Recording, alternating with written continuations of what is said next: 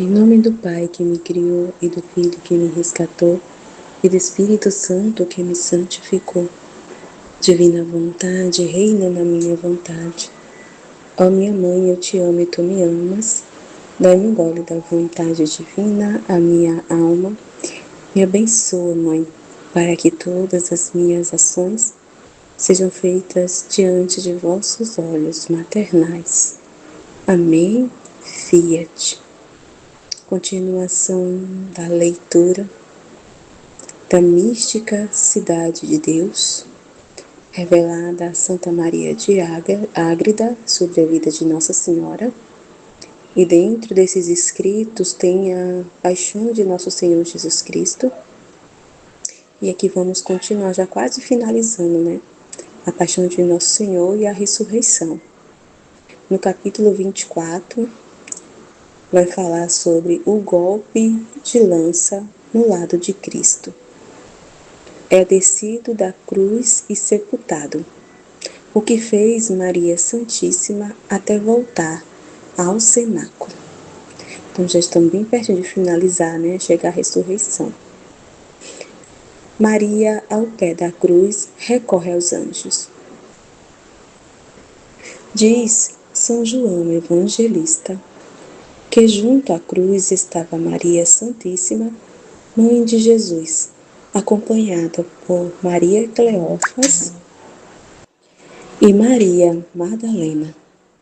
Embora haja referido esta particularidade antes que expirasse o Salvador, deve-se entender que a invicta rainha ali permaneceu também depois, em pé, apoiada à cruz, adorando seu Jesus morto e a divindade sempre unida ao sagrado corpo.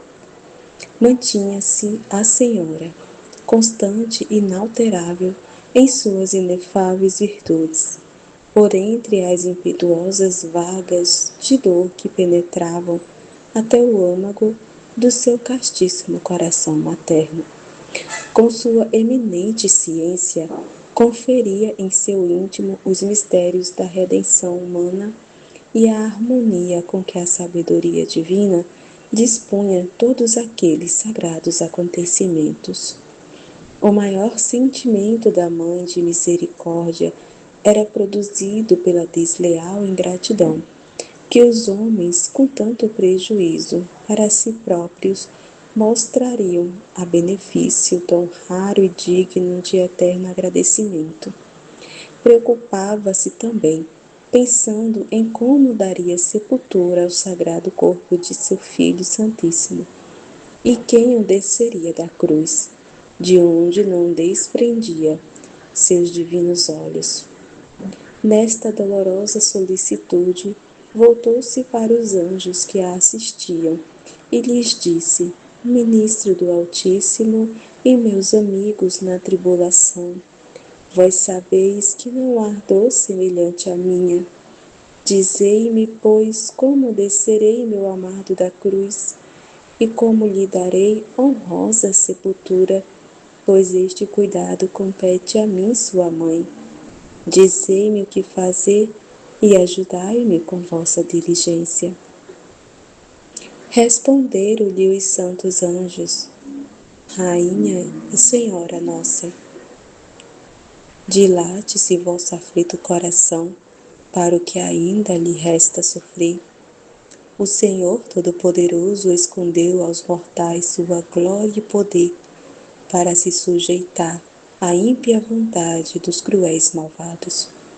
Deseja consentir no cumprimento das leis estabelecidas pelos homens, uma das quais é não retirar os sentenciamentos da cruz sem licença do juiz.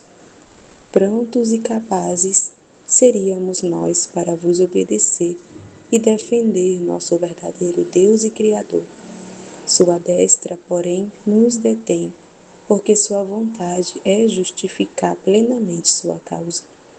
Derramará o sangue que lhe resta em benefício dos homens, para mais os obrigar a corresponder seu amor com que tão copiosamente os redimiu.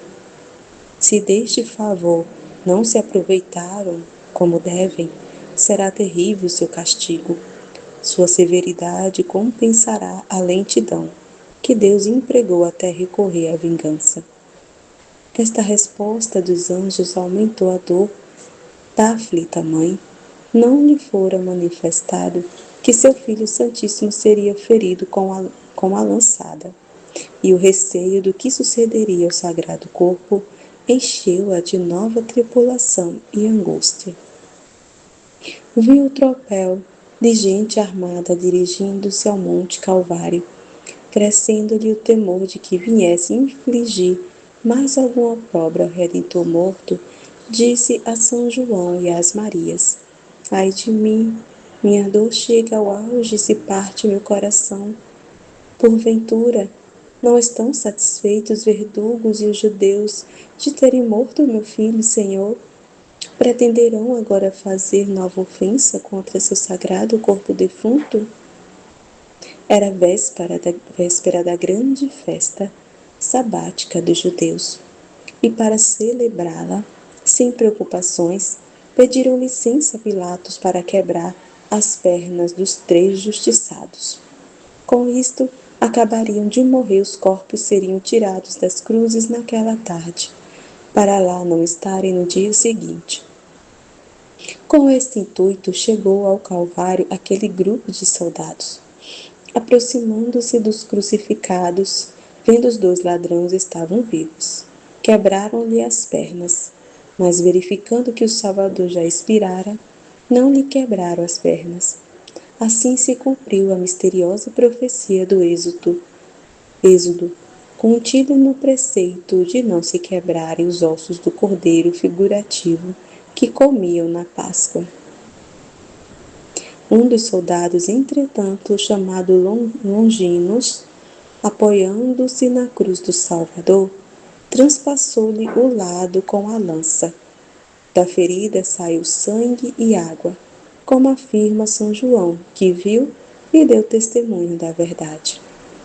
Esta lançada que o Sagrado Corpo morto não pôde sentir, sofreu a sua Mãe Santíssima, sentindo a dor em seu castíssimo peito, como se recebera aquela ferida.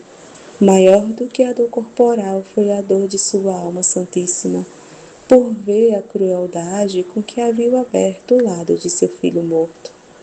Impelida por compaixão, esquecendo o próprio tormento, disse a Longinos: O Todo-Poderoso te olhe com misericórdia pela dor que causaste à minha alma.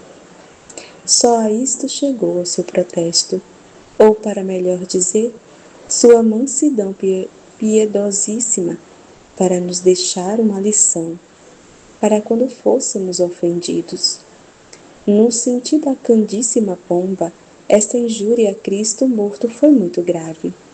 No entanto, retribuía ao culpado com o maior dos benefícios, ser por Deus contemplado com misericórdia, prodigalizando ao ofensor bênçãos pelos agravos recebidos. E assim aconteceu. Inclinado pela súplica de sua Mãe Santíssima, o Salvador permitiu que algumas gotas daquele sangue e água do seu divino peito salpicassem o rosto de Longinos. Por este meio deu-lhe vista corporal, que quase não tinha, e ao mesmo tempo luz para a sua alma conhecer o crucificado que tão desumanamente havia ferido. Com esse conhecimento converteu-se e, chorando seus pecados, os lavou no sangue e água do lado de Cristo, reconhecendo-o por verdadeiro Deus e Salvador do mundo. Logo o testemunhou na presença dos judeus, para maior confusão e testemunho da perfídia e dureza deles. A prudentíssima rainha conheceu o mistério da chaga produzida pelo golpe da lança. Compreendeu que daquele sangue e água, saídos do peito aberto de seu Filho Santíssimo, nascia a nova igreja, lavada e renovada, em virtude de sua paixão e morte. O divino coração era como a raiz, donde partiam os ramos, que por todo o mundo se estenderiam repleto dos frutos de vida eterna. Meditou em seu coração o mistério daquela pedra ferida, como a vara da justiça do Eterno Pai, para jorrar água viva e mitigar a sede de todo o gênero humano, refrigerando e confortando a quantos dela fossem beber.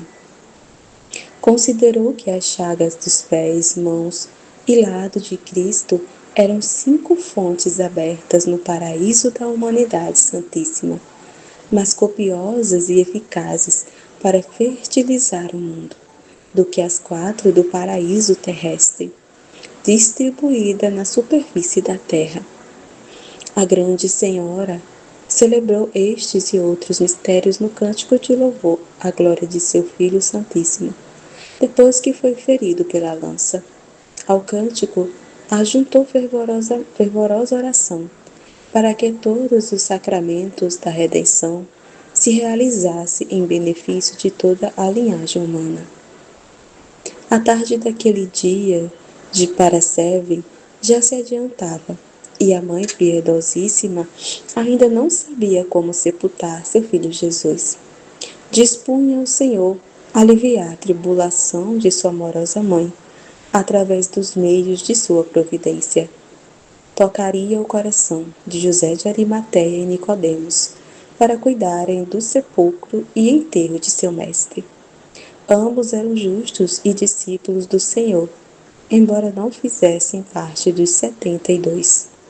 Por temor dos judeus não se manifestavam, pois aqueles consideravam suspeitos e inimigos todos quantos seguiam a doutrina de Cristo, nosso Senhor, e o reconheciam por mestre. Não fora manifestada à prudentíssima Virgem estas disposições divinas sobre a sepultura de seu Filho Santíssimo, e com a dificuldade de lhe achar solução com suas próprias diligências, crescia-lhe a dolorosa preocupação. Nessa aflição, levantou os olhos ao céu e disse: Eterno Pai, Senhor meu, pela dignação de vossa bondade e sabedoria infinita, fui elevada do pó de dignidade altíssima de mãe de vosso eterno Filho. Com a mesma liberalidade de Deus imenso, me concedeste criá-lo com meu leite, alimentá-lo e acompanhá-lo até a morte. Agora compete-me como a mãe dar honorífica sepultura a seu corpo, mas só posso desejá-lo, partindo-se-me o coração, por não consegui-lo.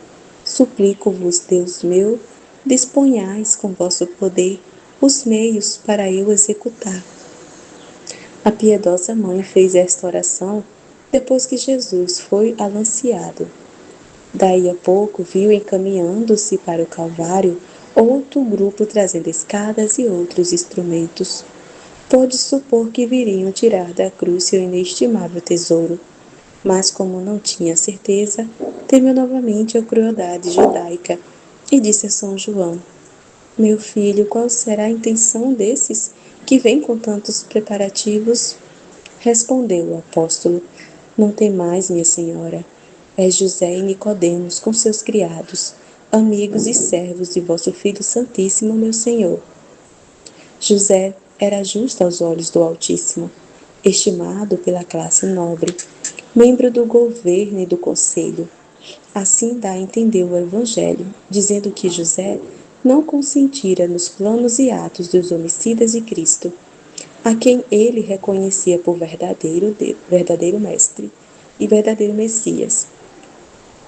Ainda que até sua morte José fora seu discípulo oculto. Na ocasião dela manifestou-se, sendo esta atitude efeito da eficácia da redenção. Vencendo o temor que antes sentia da inveja dos judeus e sem se importar com o poder romano, resolutamente se dirigiu a Pilatos pedindo-lhe o corpo de Jesus. Queria tirá-lo da cruz, dar-lhe honrosa sepultura, afirmando que era inocente, verdadeiro Filho de Deus. E esta verdade estava provada com os milagres de sua vida e morte.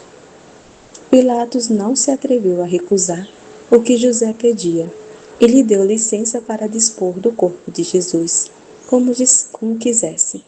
Com esta permissão, José se retirou da casa de Pilatos e chamou Nicodemos, que também era justo, sábio, nas letras divinas e humanas, como se colige do seu encontro noturno com Cristo, nosso Senhor, segundo narra São João. Esses dois santos homens corajosamente resolveram dar sepultura a Jesus crucificado.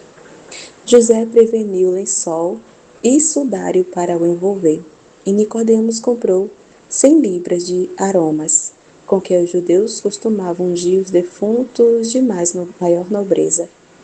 Com estes preparativos e outros instrumentos, dirigiam-se ao Calvário, acompanhados de servos e de algumas pessoas pias e devotas, nas quais também agia a graça do sangue que o divino crucificado por todos derramara.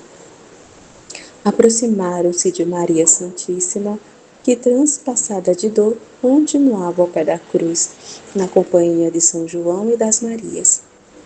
À vista daquela divina, mas pungente cena, renovou a dor de todos, com tanta força e amargura, que em vez de saudar a dolorosa mãe, José, Nicodemos e os demais se prostraram a seus pés ante a cruz, sem poder conter as lágrimas e suspiros. Nada diziam, e só choravam compulsivamente, até que a invicta rainha os ergueu, animou e confortou. Então a saudaram com humilde compaixão. A atenciosa mãe agradeceu-lhes a piedade e obséquio que faziam a seu Deus, Senhor e Mestre, com dar sepultura a seu corpo, e em nome dele lhes prometeu a recompensa do ato.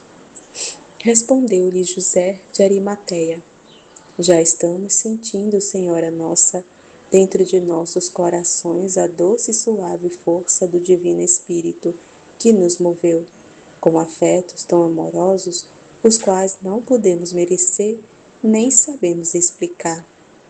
Em seguida, José e Nicodemos tiraram as capas, encostaram as escadas na Santa Cruz e subiram para desprender o sagrado corpo.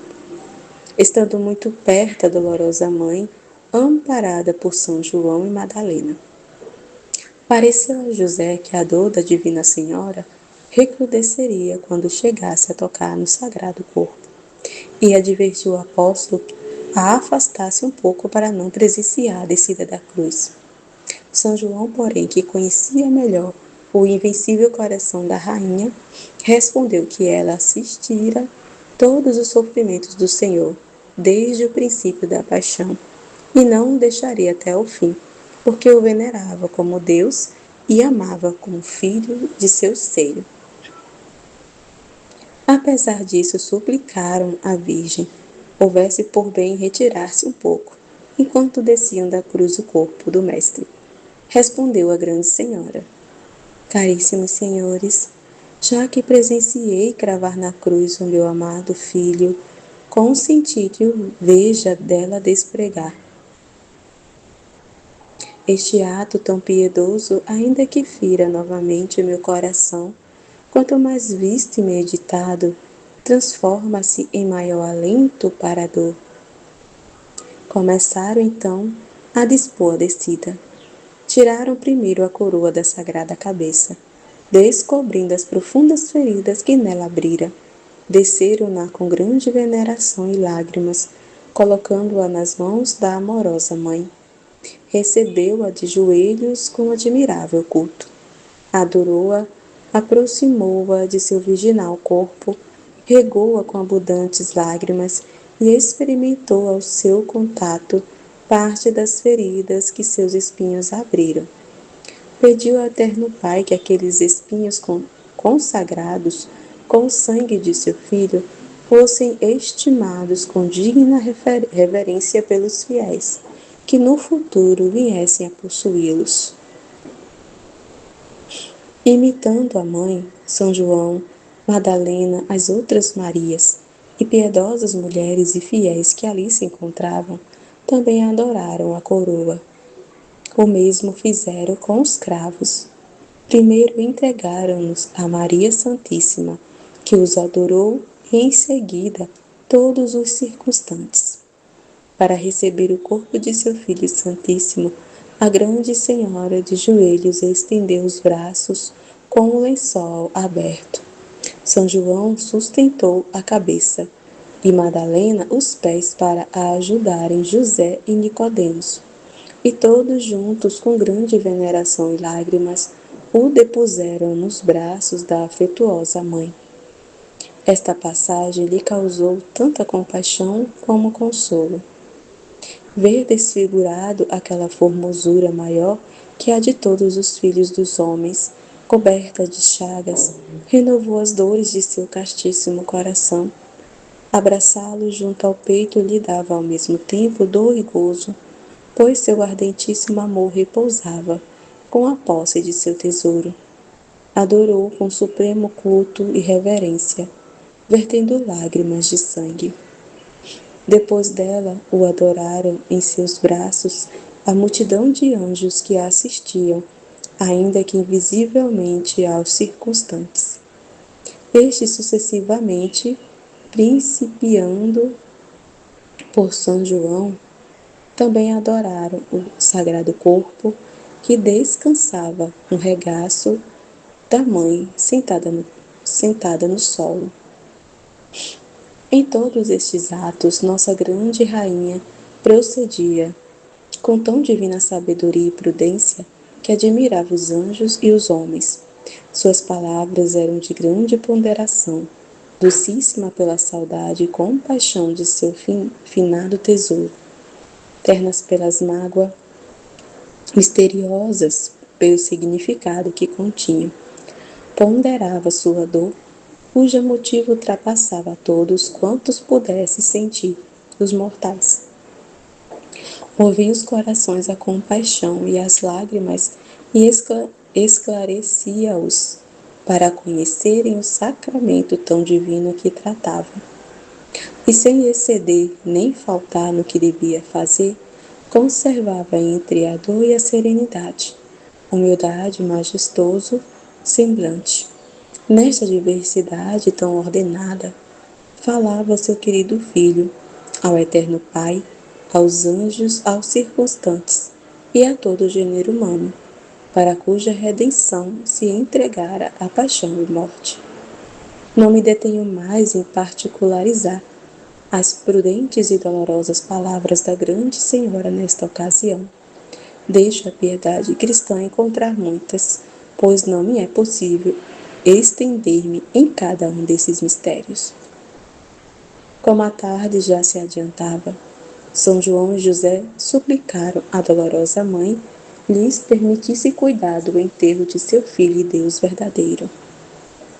Consentiu a mãe prudentíssima, sobre o mesmo lençol, foi ungido o seu sagrado corpo com os ungüentos aromáticos, trazidos por Nicodemos, gastando neste religioso obséquio todas as 100 libras que comprara.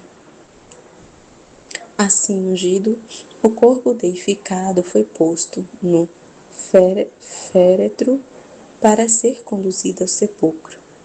A Divina Senhora, solícita em tudo, convocou do céu muitos coros angélicos para, reunidos aos de sua guarda, acompanharem o sepultamento do corpo de seu Criador. Imediatamente desceram das alturas, em forma visível só para sua Rainha e Senhora, anjos e homens. Ordenaram-se em procissão, sendo o corpo carregado por São João, José, Nicodemos e o centurião que assistira à morte de Jesus, confessando-o por Filho de Deus. Seguiram-nos a Divina Mãe, acompanhada por Madalena, as Marias e outras piedosas discípulas. A elas se reuniram outros muitos fiéis, que depois da lançada, movidos por divina luz, vieram ao Calvário. Nessa ordem, dirigiam-se chorando e em silêncio ao horto próximo, onde José tinha preparado um sepulcro novo, no qual ainda ninguém tinha sido depositado, Neste feliz sepulcro, colocaram o sagrado corpo de Jesus. Antes de fechá-lo com uma pedra, a religiosa e prudente mãe o adorou novamente, com admiração de todos, anjos e homens. Imitando-a uns e outros, todos adoraram o crucificado e sepultado Senhor, e fecharam o sepulcro com a pedra, que, como diz o Evangelho, era muito grande. Fechado o sepulcro, no mesmo instante voltaram a se fechar os que tinham se aberto na hora da morte de Cristo. Entre outros mistérios, ficaram como que aguardando se por acaso lhes tocaria a sorte de receber seu Criador manado defunto. Era o que lhe podiam oferecer, quando os judeus não o quiseram receber vivo e benfeitor seu. Muitos anjos ficaram guardando o sepulcro, por ordem de sua rainha e senhora, que ali deixava seu coração. Com o mesmo silêncio e ordem, as pessoas que tinham vindo do Calvário voltaram para lá. A divina mestra das virtudes aproximou-se da Santa Cruz e a adorou com excelente veneração e culto. Seguiram-na neste ato São João, José e todos os que tinham assistido ao sepultamento. Já era tarde e o sol se deitara. Do Calvário, a grande senhora recolheu-se à casa do cenáculo, onde acompanharam os que estiveram no enterro, deixando-a com São João, as Marias e outras companheiras. Os demais despediram-se com muitas lágrimas, pedindo-lhe que os abençoasse. A humilíssima senhora agradeceu o obséquio que prestaram a seu Filho Santíssimo e a ela o favor que tinham feito. Despediu cheio de outros íntimos e ocultos benefícios e de bênção de sua amável benignidade e piedosa humildade. Confusos e perturbados pelos fatos que iam sucedendo, os judeus foram a Pilatos no sábado pela manhã e lhe pediram mandassem guardar o sepulcro, porque Cristo, aquele sedutor, diziam, afirmara que depois de 3 dias ressuscitaria. Poderia acontecer que os discípulos roubassem o corpo e depois dissesse que havia ressuscitado. Pilatos contemporizou com essa maliciosa cautela e lhe concedeu os guardas que pediram, para vigiar o sepulcro. Os pérfidos judeus pretendiam esconder o sucesso que temiam, como depois provaram, subornando os guardas, para dizerem que Cristo nosso Senhor não ressuscitara, mas os discípulos é que tinham roubado seu corpo. Como, porém, não há conselho que prevaleça contra Deus, por este meio se divulgou, e mais se confirmou a ressurreição. Capítulo 25. Neste capítulo, Maria, depois do sepultamento de Cristo, consolou São Pedro e os outros apóstolos. Viu a alma de seu filho descer ao limbo dos santos pais. No cenáculo. A plenitude da sabedoria que iluminava o entendimento de nossa grande Rainha Senhora Maria Santíssima não admitiria defeito e falta alguma. Suas dores não foram motivo para deixar de notar e atender a quanto era exigido pelo tempo e ocasião. Com esta divina providência, de tudo cuidava, praticando sempre o mais santo e perfeito em todas as virtudes. Como fica dito acima, depois do enterro de Cristo, nosso bem, retirou-se à casa do cenáculo. No aposento em que foi celebrada a ceia, falou com São João, as Marias e outras santas mulheres que haviam seguido o Senhor desde a Galileia. Com profunda humildade e lágrimas, agradeceu-lhes a perseverança com que até aquele momento a tinham acompanhado durante a paixão de seu amantíssimo filho. Em nome dele prometia-lhes a recompensa da constante piedade e afeição com que a tinham seguido. e se oferecia por serva e amiga de todas. Elas e São João reconheceram o grande favor que estavam a receber e lhe beijaram a mão, pedindo-lhe a bênção. Suplicaram-lhe também que descansasse um pouco e comesse alguma coisa. Respondeu a rainha: meu descanso e meu conforto será ver meu filho e Senhor ressuscitado. Vós, caríssimas, tomai o que necessitardes, enquanto eu me retirarei a sós com meu filho. Logo se retirou, acompanhando a São João. Estando ambos a sós, a senhora pôs-se de joelhos e disse ao apóstolo: não deveis esquecer as palavras que na cruz nos falou, meu Filho Santíssimo. Sua benignidade vos nomeou, meu filho, e a mim, vossa mãe. Vós, Senhor, sois sacerdote do Altíssimo. Por esta grande dignidade, é razão que vos obedeça em tudo o que tiver de fazer. Desde agora, quero que me ordeneis, lembrando que sempre fui serva, e toda a minha alegria está em obedecer até a morte. E quando dizia isto, a rainha derramava muitas lágrimas. Chorando também, lhe respondeu o apóstolo: Senhora minha, e mãe de meu Redentor e Senhor, sou eu que devo estar sujeita à vossa obediência, porque o nome de filho não diz autoridade, e sim obediência e submissão à sua mãe. Quem fez a mim sacerdote, vos fez a vós sua mãe, e esteve sujeito à vossa vontade e obediência, sendo o Criador de todo o universo. Razão será que eu esteja e trabalhe, o quanto me for possível, em responder dignamente ao ofício que me deu, de servir-vos como filho. Para tanto eu desejara ser mais anjo que homem terreno. Esta resposta do apóstolo foi muito acertada, mas não bastou para vencer a humildade da mãe das virtudes, que lhe replicou: meu filho João, meu consolo será obedecer-vos como chefe, pois o sois. Nesta vida sempre deverei ter superior a quem submeter minha vontade e parecer. Para isto sois ministro do Altíssimo, e como filho me deveis este consolo, em minha dorida soledade. Respondeu São João: faça-se, minha mãe, vossa vontade, que nela está meu acerto.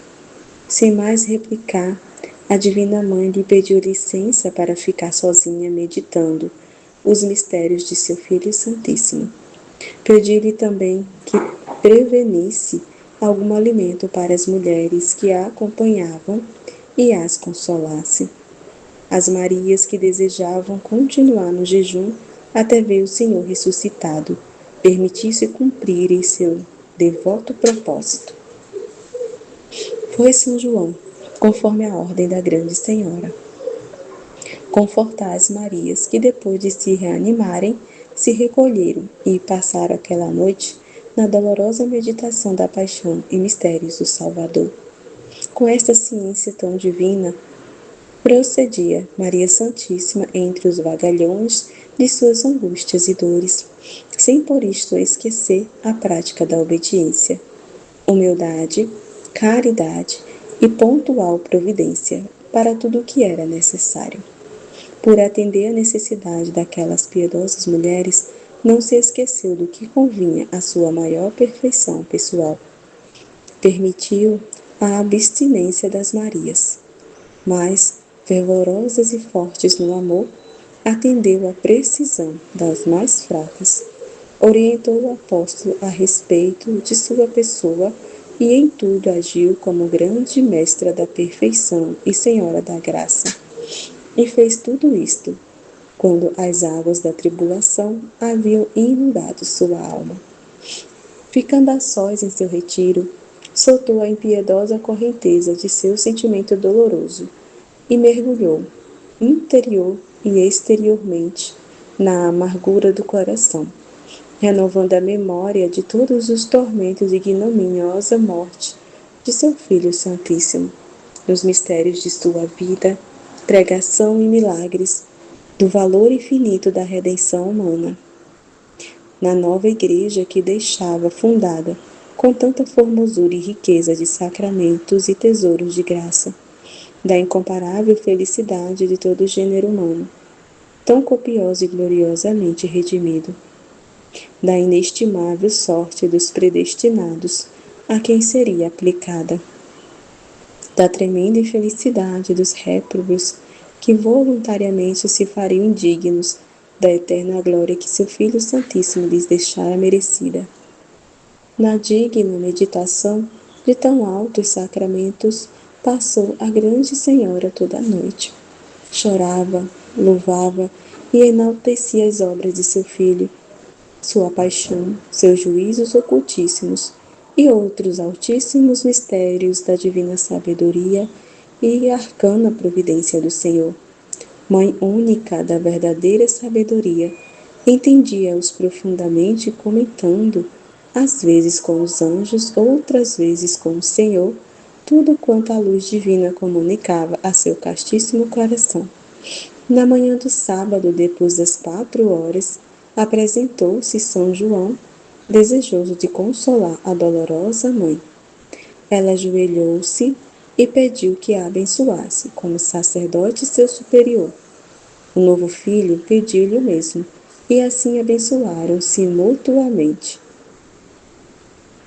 Ordenou-lhe a divina rainha que fosse à cidade, onde logo encontraria São Pedro, que vinha procurá-lo, que o acolhesse, consolasse e o trouxesse à presença dela, que fizesse o mesmo com os demais apóstolos que fosse encontrado, animando-os com a esperança do perdão e oferecendo-lhes a amizade da Mãe de Jesus. Saiu São João e, após alguns passos, encontrou São Pedro choroso e envergonhado. Voltava da gruta onde havia chorado sua negação, e com grande confusão e timidez ia à presença da grande rainha. O evangelista consolou, encorajou com o recado da Divina Mãe. Ambos procuraram os outros apóstolos e, encontrando alguns, foram todos juntos ao cenáculo, onde estava o socorro de todos. Pedro entrou primeiro sozinho e, atirando-se aos pés da Mãe da Graça, disse-lhe com grande dor: Pequei, Senhora, porque diante de meu Deus ofendi a meu mestre e a vós. Não pôde continuar, afogando pelas lágrimas suspiros e soluços que lhe vinham do fundo do aflito coração. Vendo Pedro prostrado em terra, a prudentíssima Virgem considerou-lhe a situação. Penitente de sua recente culpa e chefe da igreja, eleito por seu Filho Santíssimo e vigário seu, não lhe pareceu conveniente prostrar-se ela aos pés do pastor, que pouco antes negara seu mestre, mas sua humildade também exigia dar-lhe a reverência devida a seu ofício. Para satisfazer a ambas obrigações, julgou que convinha prestar-lhe reverência, ocultando-lhe o motivo. Para isto, pôs-se de joelhos, venerando-o com este ato. E para encobrir sua intenção, disse-lhe: Peçamos perdão de vossa culpa, meu filho e vosso mestre.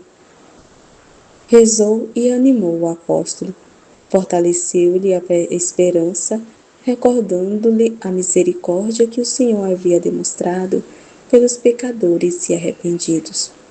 Lembrou-lhe a obrigação que lhe cabia como cabeça do colégio apostólico, de confirmar os outros com seu exemplo na constância e confissão da fé.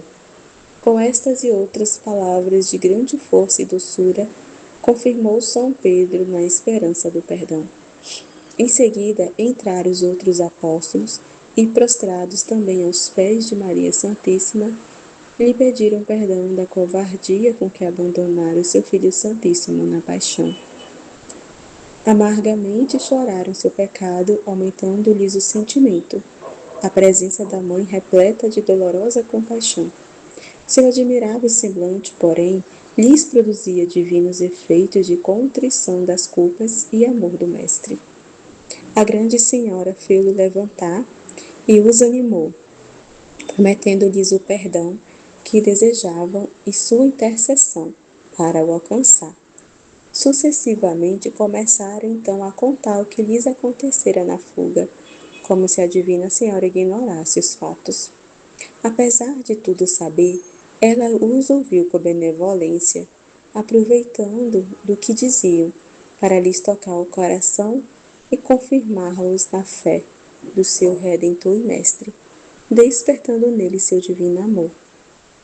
Tudo conseguiu, porque saíram de sua presença afervorados e justificados com novo acréscimo de graça. Assim passou parte do sábado a nossa Divina Rainha.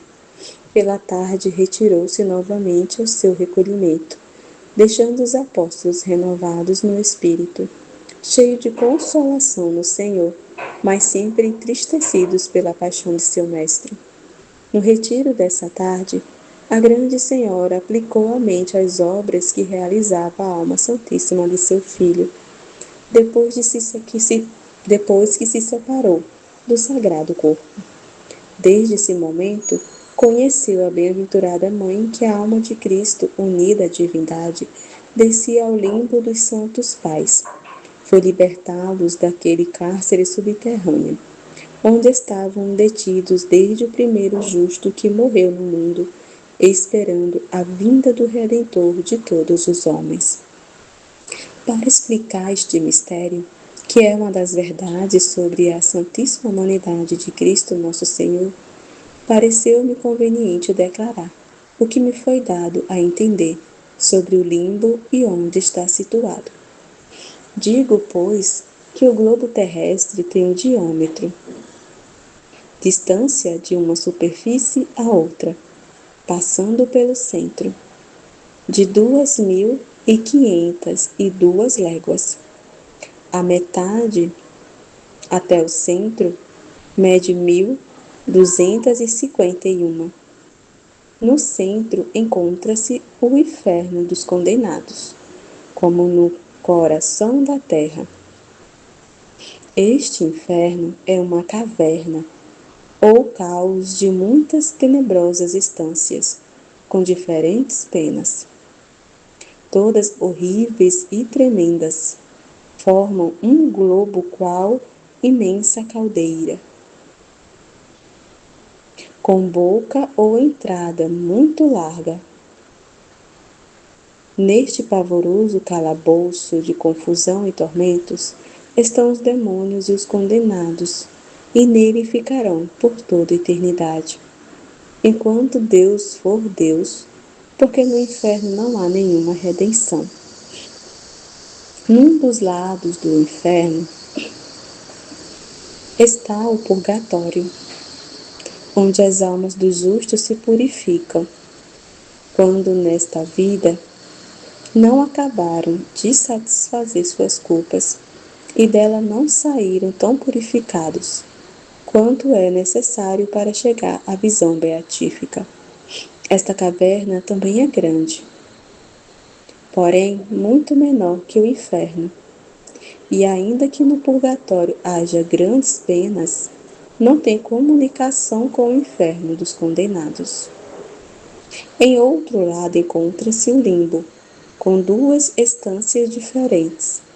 Uma para as crianças que morrem só com o pecado original e sem obras boas ou más do próprio arbítrio. A outra instância servia de permanência para as almas dos justos já purificadas de seus pecados.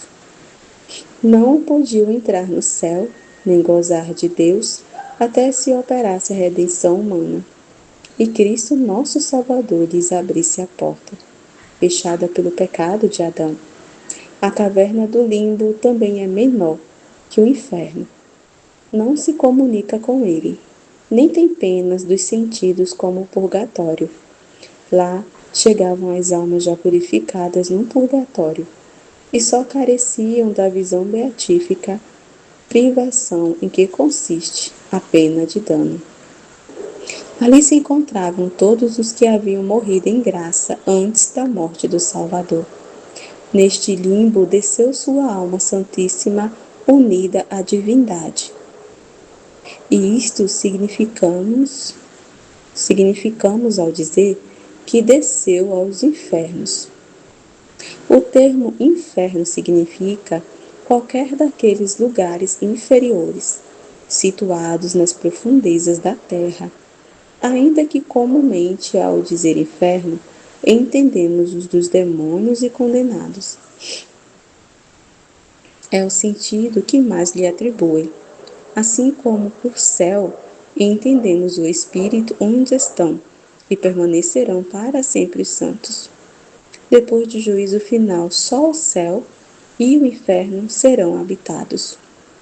O purgatório já não será necessário, e as crianças do limbo sairão para outra morada diferente. Chegou a alma santíssima de Cristo Nosso Senhor ao limbo, acompanhada de inumeráveis anjos que ao seu rei triunfador iam louvando e dando glória, poder e divindade. Para representar sua grandeza e majestade, mandavam que se abrisse as portas daquele antigo cárcere para que o Rei da Glória, poderoso nas batalhas, Senhor das virtudes, a encontrasse franqueadas a sua entrada. Em virtude desta ordem, partiram alguns penhascos do caminho, ainda que não fosse necessário para o rei e sua milícia entrarem, pois eram espíritos subtilíssimos. A presença da alma santíssima de Cristo transformou aquela obscura caverna em céu, enchendo-a de admirável resplendor. As almas dos justos que ali estavam foram beatificadas com uma visão clara da divindade. Num instante, passaram do estado de tão prolongada espera à eterna posse da glória, e das trevas à luz inacessível que agora gozam. Reconheceram o seu verdadeiro Deus e Redentor e lhe deram graças e louvores com novos cânticos, dizendo: digno é o Cordeiro que foi morto de receber a divindade, a virtude e a fortaleza. Redimiste-nos, Senhor, com teu sangue, de todas as tribos, povos e nações. Fizeste-nos reino para nosso Deus e reinaremos. Para o nosso Deus e reinaremos. Teu é, Senhor, o poder, teu o reino e tua a glória de tuas obras. O Salvador ordenou aos anjos que tirassem do purgatório todas as almas que lá estavam, e instantaneamente foram trazidas à sua presença, para a estreia da redenção humana. Foram pelo Redentor absorvidas das penas que lhes faltavam padecer, e como as demais almas dos justos receberam a glória da visão beatífica. Deste modo, naquele dia, ficaram vazios os cárceres do limbo e do purgatório. Só para o inferno dos condenados, esse dia foi terrível. Permitiu ao Altíssimo que todos soubessem e sentissem a descida do Redentor ao limbo. Também os santos pais e justos conheceram o terror que esse mistério produziu aos condenados e demônios. Estavam estes aterrados e oprimidos com a ruína que sofreram no Monte Calvário. Como se disse acima, ouvindo no modo como falam e ouvem a voz dos anjos que precediam seu rei no limbo, assustados e espavoridos, quais serpentes perseguidas escondiam-se, colando-se às mais profundas cavernas infernais. Aos condenados sobreveio nova confusão e despeito, conhecendo os enganos que os fizeram perder a redenção, que os justos aproveitaram. Judas e o mau ladrão, os mais recentes entre eles, muito mais culpados dessa infelicidade, sofreram maior tormento e maior raiva dos demônios contra eles. Quanto dependesse deles, propuseram os malignos espíritos perseguir e atormentar mais os cristãos que professaram sua fé católica.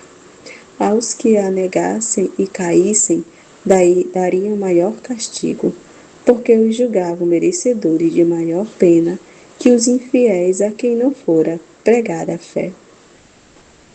A grande Senhora do mundo, em seu retiro, teve conhecimento e especial visão de todos esses mistérios e outros segredos do Senhor que não posso declarar. Ainda que esta notícia lhe causou admirável gozo na parte superior do espírito, onde a recebia, esta consolação não se estendeu a seu virginal corpo e parte sensitiva, como naturalmente poderia acontecer.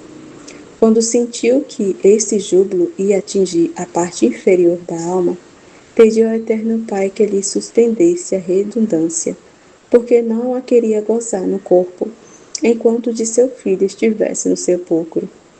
Assim advertido e fiel foi o amor da Mãe Prudentíssima por seu Filho Senhor. Como imagem viva, perfeita e exata daquela humanidade deificada.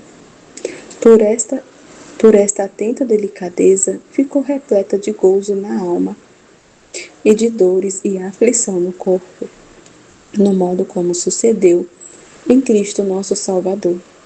Nessa visão, fez cânticos de louvor exaltando o mistério deste triunfo e a amantíssima e sábia providência do Redentor, que amoroso Pai e Rei onipotente quis descer pessoalmente a tomar posse daquele novo reino que o Pai lhe entregara.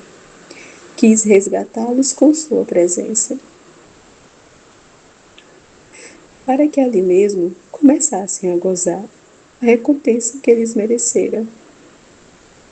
Por todas estas e outras razões que compreendiam neste mistério, Maria Santíssima se alegrava e glorificava o Senhor como coadjutora e mãe do Redentor.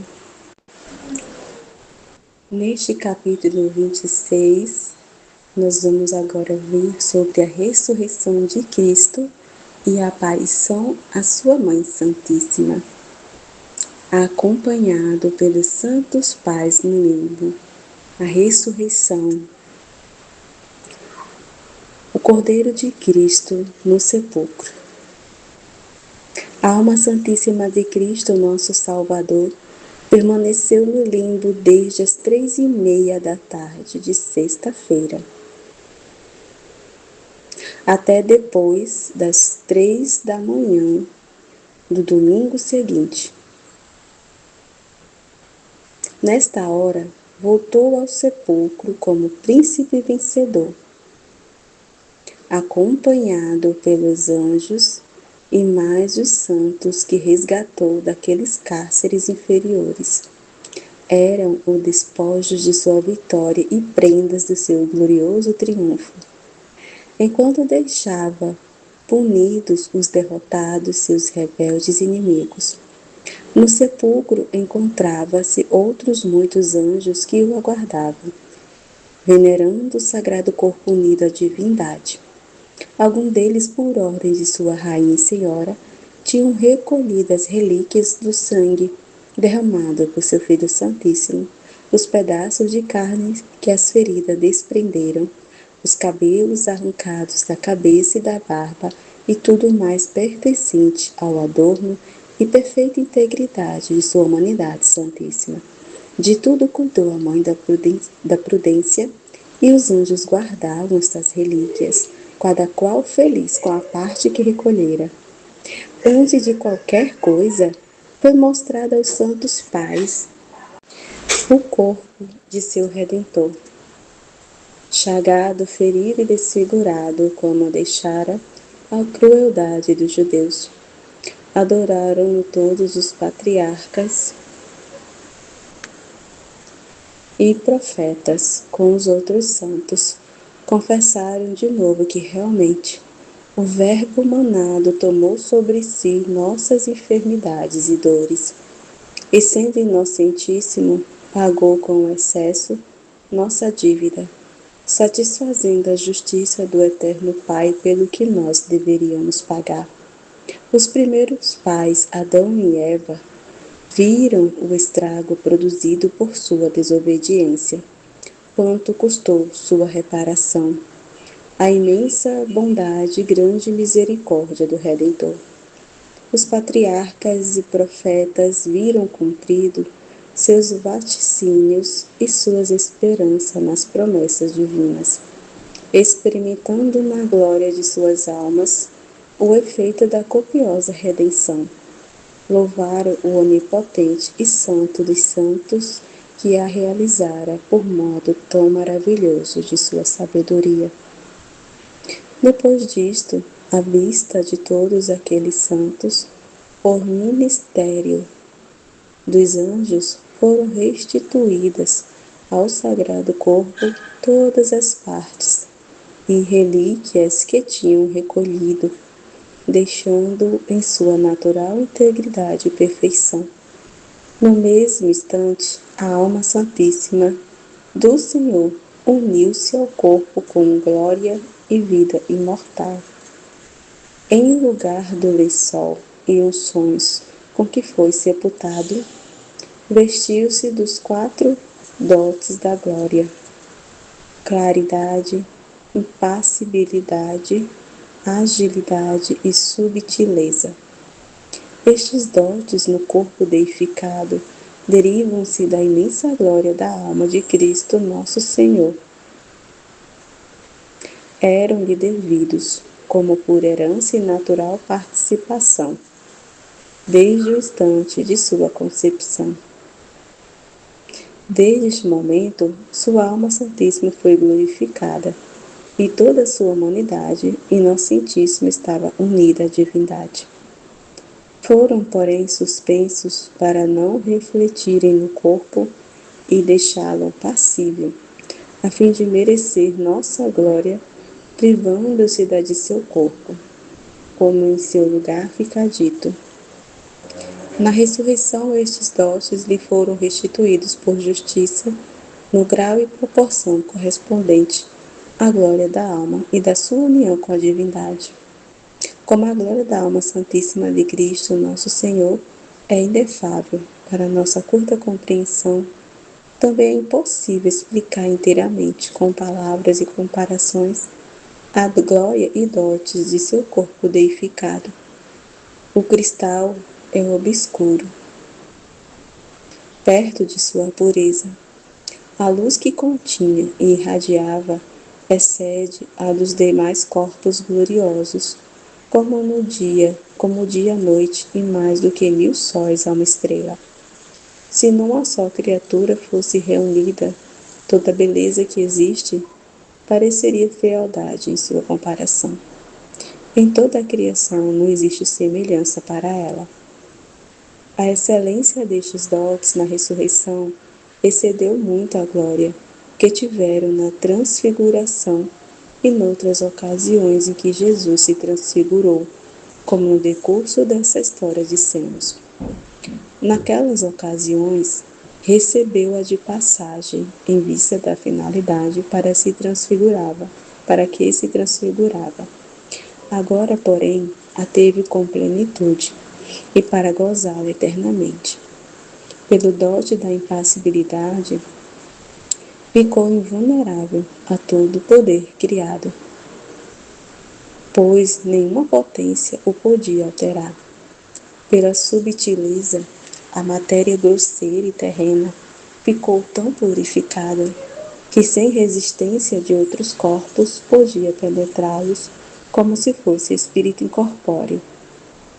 Assim, transpôs a pedra do sepulcro, sem movê-la nem parti-la, o corpo que por modo semelhante saíra do virginal seio de sua mãe puríssima. Pela agilidade ficou tão livre do peso da matéria que excedia a leveza dos anjos imateriais. Por si mesmo podia, com maior rapidez do que eles, deslocar-se de um lugar para outro, como fez nas aparições aos apóstolos em outras ocasiões. As sagradas chagas que antes afeavam seu corpo santíssimo permaneceram nos pés, mãos e lado, tão formosas e refulgentes que aumentavam sua graça e esplendor. Com toda esta beleza e glória, levantou-se do sepulcro o nosso Salvador, na presença dos santos e patriarcas. Prometeu a toda estirpe humana a ressurreição universal como efeito da sua, e que na mesma carne e corpo de cada um, os justos seriam glorificados. Empenhou desta promessa e como reféns da ressurreição universal, o Redentor ordenou às almas de muitos santos ali presentes que se reunissem aos respectivos corpos e os ressuscitassem para a vida imortal. Instantaneamente executou-se o divino mandato, antecipadamente, e ressuscitar os corpos. Refere São Mateus. Entre eles se encontravam Santa Ana, São José e São Joaquim, além de outros antigos pais e patriarcas que se distinguiram na fé e esperança da encarnação, e com maiores ânsias as desejaram, e pediram ao Senhor, em recompensa, por-lhes adiantada a ressurreição e glória de seus corpos. Oh, quão poderoso e admirável, quão vencedor e forte já se manifestava este leão de Judá, filho de Davi. Ninguém se levantou do sono com mais presteza do que Cristo se libertou da morte.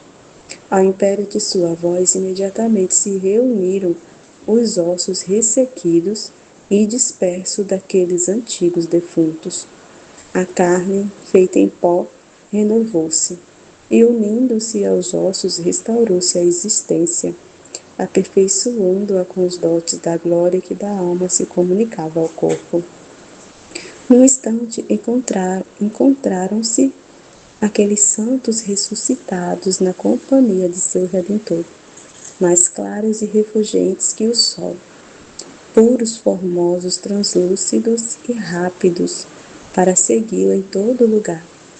Com sua feliz sorte garantiram-nos a esperança de que em nossa própria carne, com nossos olhos e não com outros, veremos o nosso Redentor, conforme profetizou Jobe para nosso consolo. No cenáculo, a grande rainha do céu tinha visão e conhecimento desses mistérios e neles participava.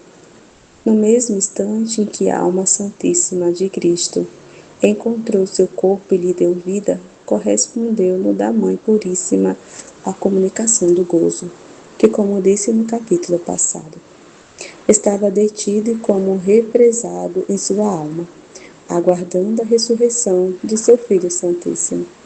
Tão excelente foi esse favor que a deixou toda transformada de dor em gozo, de tristeza em alegria e de aflição em inefável júbilo e repouso.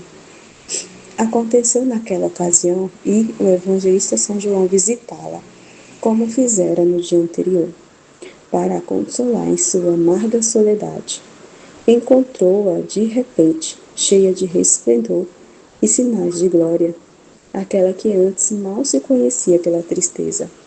Admirou-se o santo apóstolo e, tendo-a olhado com grande reverência, concluiu que o Senhor teria ressuscitado, pois a Divina Mãe se renovara na alegria. Com esse júbilo e tão divinos atos que a grande Senhora realizava na visão destes soberanos mistérios, começou a se preparar para a visita que estava muito próxima. Entre seus atos de louvores, cânticos e súplicas, sentiu outra alegria diferente da que já gozava. Uma espécie de júbilo e conforto celestial que correspondia, por admirável modo, às dores e tribulações que sofrera na paixão. Este favor é superior à natural redundância do gozo da alma ao corpo.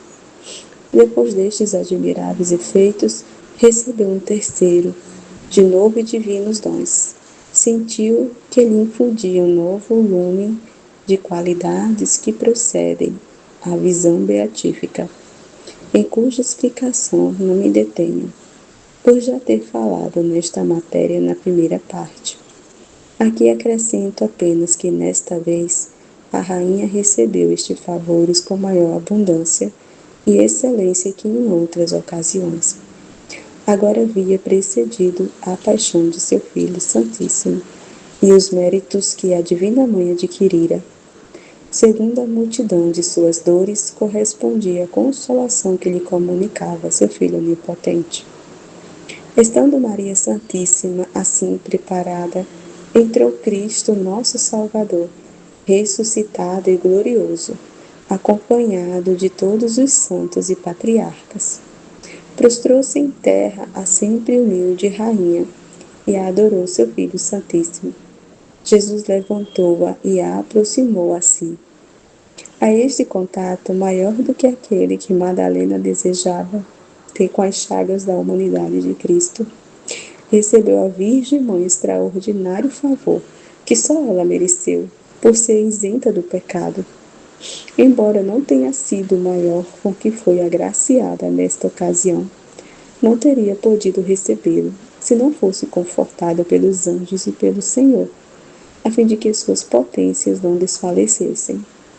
Foi o seguinte: o corpo glorioso do Filho encerrou em si o de sua Mãe Puríssima, penetrando-se com ela, ou penetrando-o consigo. Era como se um globo de cristal contivesse o sol, enchendo-se de seus esplendores e da beleza de sua luz. Assim ficou o corpo de Maria Santíssima unido a de seu Filho por meio daquele diviníssimo contato. Este foi como a porta para entrar ao conhecimento da glória da alma e do corpo santíssimo do Senhor. Pelos degraus destes inefáveis dons, o espírito da grande Senhora foi se elevando ao conhecimento de ocultíssimos mistérios. Ouviu uma voz que lhe dizia: amiga, sobe mais alto. Em virtude desta voz, ficou toda transformada e viu a divindade, intuitiva e claramente, onde encontrou o repouso e a recompensa, ainda que de passagem, de todos os seus sofrimentos e dores. Aqui é forçoso silenciar. Absolutamente faltam palavras e talento para dizer o que se passou com Maria Santíssima nesta visão beatífica, a mais sublime das que até então tinha recebido. Celebremos este dia com admiração e louvor, com amor e ação de graças, pelo que ela nos mereceu. Felicitemos lá pela sua exaltação e alegria. A divina princesa esteve algumas horas gozando do ser divino com seu Filho Santíssimo, participando de sua glória, como participara de seus tormentos. Em seguida, foi descendo da visão, pelas mesmas etapas pelas quais subira. Por fim, quedou reclinada sobre o braço esquerdo da humanidade santíssima e, por outro modo, agraciada pela destra de sua divindade. Teve afetuosíssimos colóquios com o Filho sobre os altíssimos mistérios de sua paixão e de sua glória. Nestas conferências inebriou-se do vinho do amor que bebia sem medida em sua própria fonte.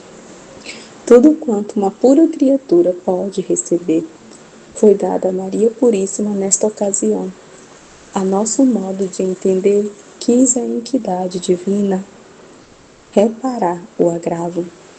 Digo assim por não poder me explicar melhor.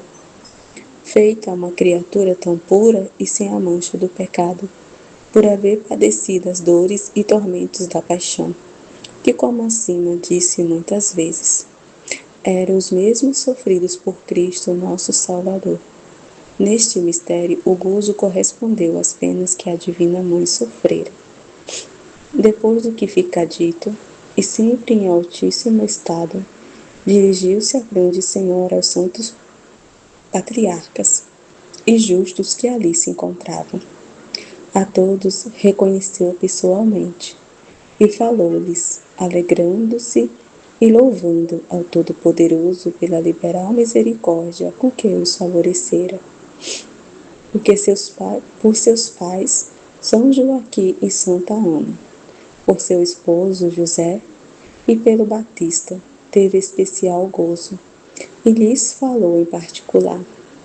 Em seguida, com os patriarcas, com os profetas e os primeiros pais Adão e Eva.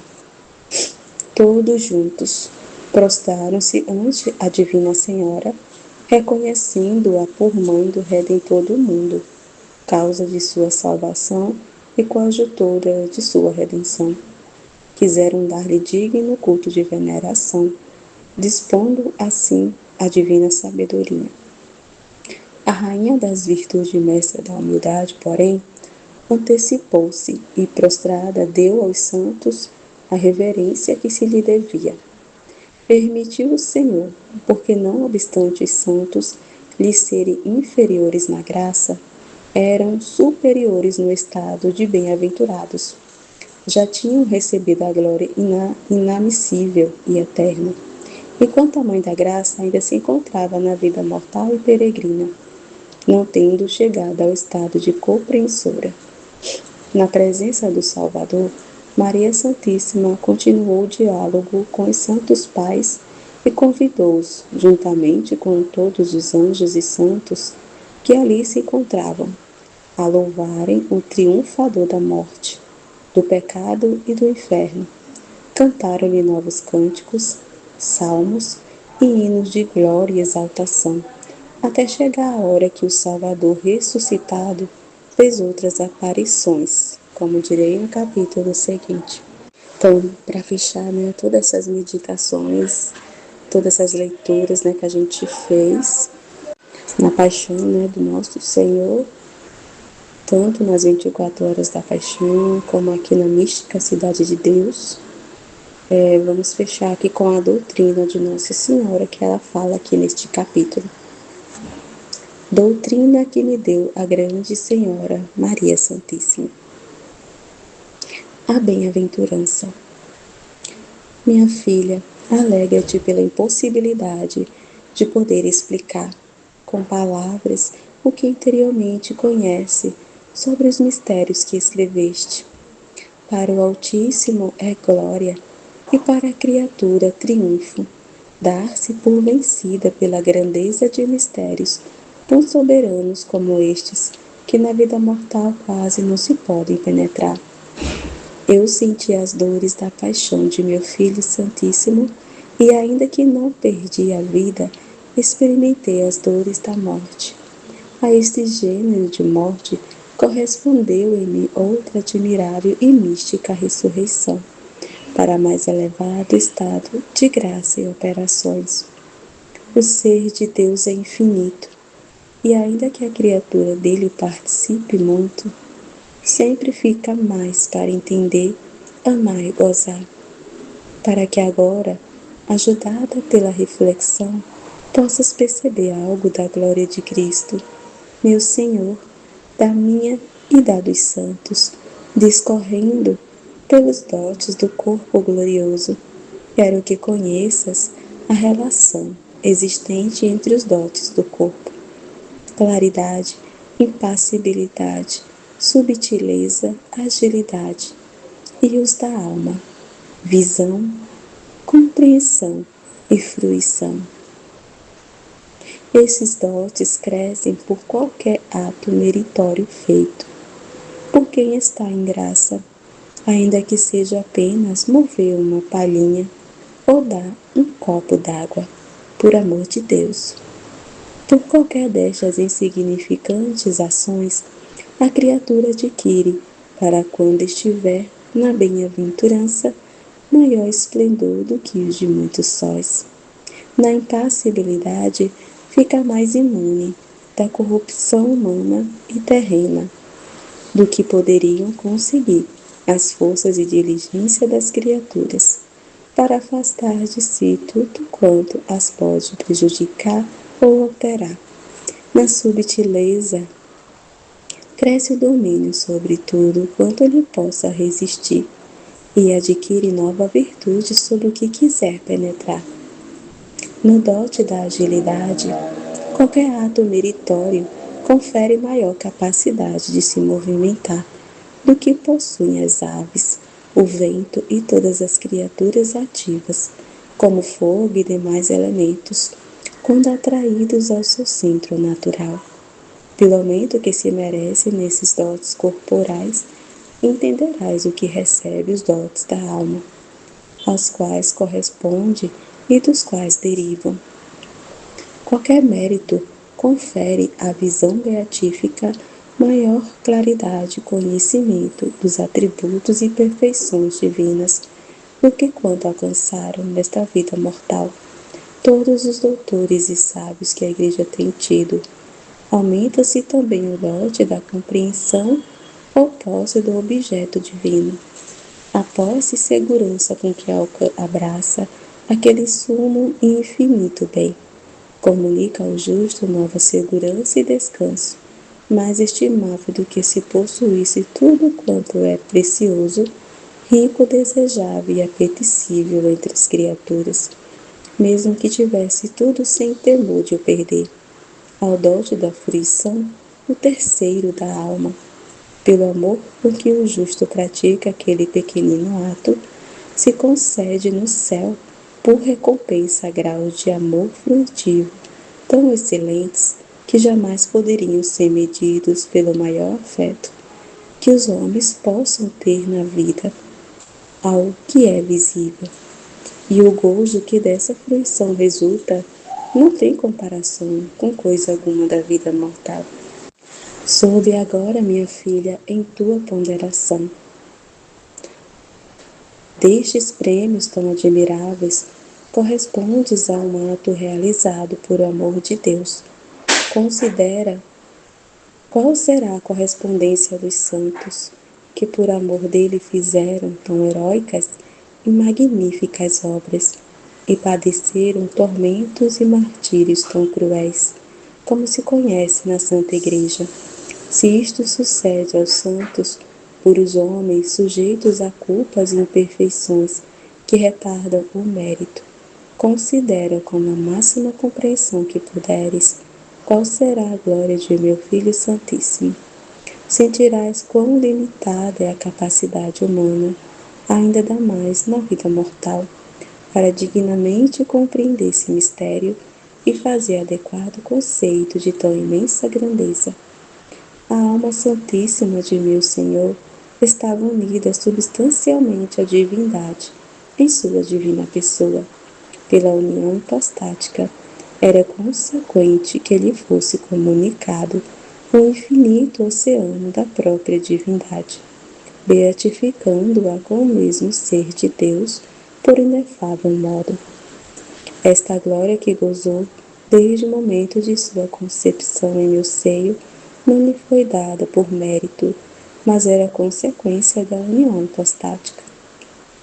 A glória de seu corpo puríssimo, porém, meu filho a mereceu por tudo o que fez durante os 33 anos de sua vida mortal, nascendo em pobreza, vivendo em trabalhos, amando como viador, praticando todas as virtudes, pregando, ensinando, sofrendo, merecendo, redimindo a linhagem humana, fundando a Igreja e tudo mais que a fé católica ensina. Esta glória de seu corpo corresponde à de sua alma. E tudo é inefável, de imensa grandeza, e está reservado para se manifestar na vida eterna, na devida proporção e na correspondência com meu Filho e Senhor. O poder do Altíssimo operou em meu ser de pura criatura magníficas obras, e com isso esqueci logo os sofrimentos e dores da paixão. O mesmo aconteceu aos pais do limbo, e acontece com os demais santos, quando recebem a recompensa na glória.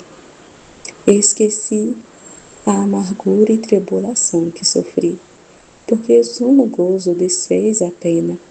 Nunca, porém, perdi de vista o que meu filho padeceu pelo gênero humano. E assim a gente finaliza, né, todo aí esses dias, né, da semana da paixão de Nosso Senhor Jesus Cristo, né, junto com Nossa Senhora, nas 24 horas da paixão e aqui, né, na mística Cidade de Deus. Vamos finalizar, como a gente sempre finaliza, com as Ave Marias e Glória ao Pai. Ave Maria, cheia de graça, o Senhor é convosco. Bendita sois vós entre as mulheres, bendito é o fruto do vosso ventre, Jesus.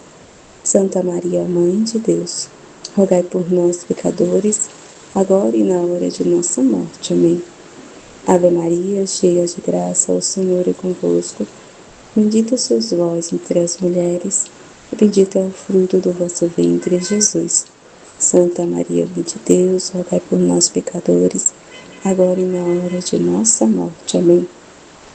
Ave Maria, cheia de graça, o Senhor é convosco. Bendita sois vós entre as mulheres, e bendito é o fruto do vosso ventre, Jesus. Santa Maria, Mãe de Deus, rogai por nós, pecadores, agora e na hora de nossa morte.